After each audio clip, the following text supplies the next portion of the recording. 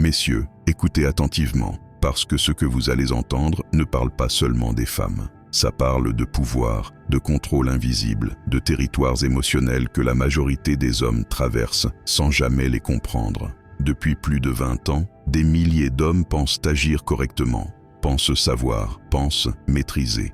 Mais en réalité, ils avancent à l'aveugle, exactement comme des empires persuadés d'être dominants, alors qu'ils ont déjà perdu l'influence la plus décisive, la connexion. Il existe 7 zones, pas simplement sur le corps, mais dans l'esprit et dans le cœur. Des zones de bascule où tout peut s'ouvrir ou se refermer définitivement. Et la plupart des hommes n'en connaissent que 2 ou 3, et même celles-là, ils les utilisent mal parce qu'ils agissent par instinct, par précipitation, par ego, sans comprendre que la force brute ne crée jamais l'adhésion. Les femmes ne réagissent pas à la pression, elles réagissent à l'intention. Elles ne s'ouvrent pas à une stimulation mécanique, mais à une présence consciente. La première zone, c'est la nuque, là où la tension s'accumule sans bruit. Un toucher lent, silencieux, sans attente, suffit parfois à faire tomber une barrière invisible. Ce n'est pas du désir, c'est un apaisement, un signal qui dit que le danger recule. Puis viennent les épaules, l'espace entre les omoplates, ce bouclier naturel que beaucoup d'hommes ignorent. Poser la main là, sans pression, envoie un message clair. Je protège, je ne prends pas. L'esprit se calme avant même que le corps ne réagisse. Et cette sécurité-là vaut plus que n'importe quelle parole. Les mains, ensuite, sont un territoire que trop peu respectent. Les mains sont une extension directe des émotions. Les couples qui traversent le temps continuent à se tenir la main, non par habitude, mais parce que ce contact maintient un lien chimique, émotionnel, presque primitif.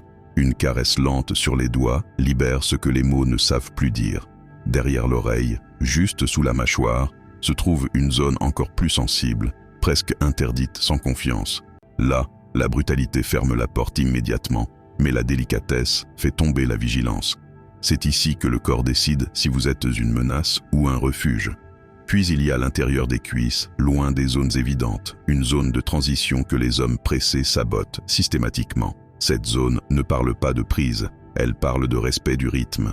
Elle dit « je suis proche, mais je n'envahis pas ». Exactement comme en géopolitique, celui qui avance trop vite déclenche la résistance. Le bas du dos, ensuite, est le centre de stabilité. Être là, sans retenir, sans enfermer, sans demander, transforme un simple geste en point d'ancrage émotionnel. La présence silencieuse, surtout dans les moments ordinaires, est souvent plus puissante que les grandes déclarations. Et enfin, la zone la plus ignorée, la plus mal comprise, le bas du ventre.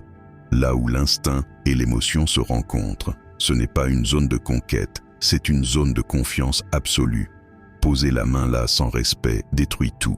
La poser avec lenteur et conscience signifie qu'elle vous confie ce qu'elle a de plus fragile. Ces zones ne sont pas sexuelles, elles sont stratégiques. Ce sont des capteurs émotionnels qui déterminent si elle peut s'ouvrir ou si elle doit se refermer. Le corps féminin réagit d'abord à la sécurité, ensuite seulement au désir.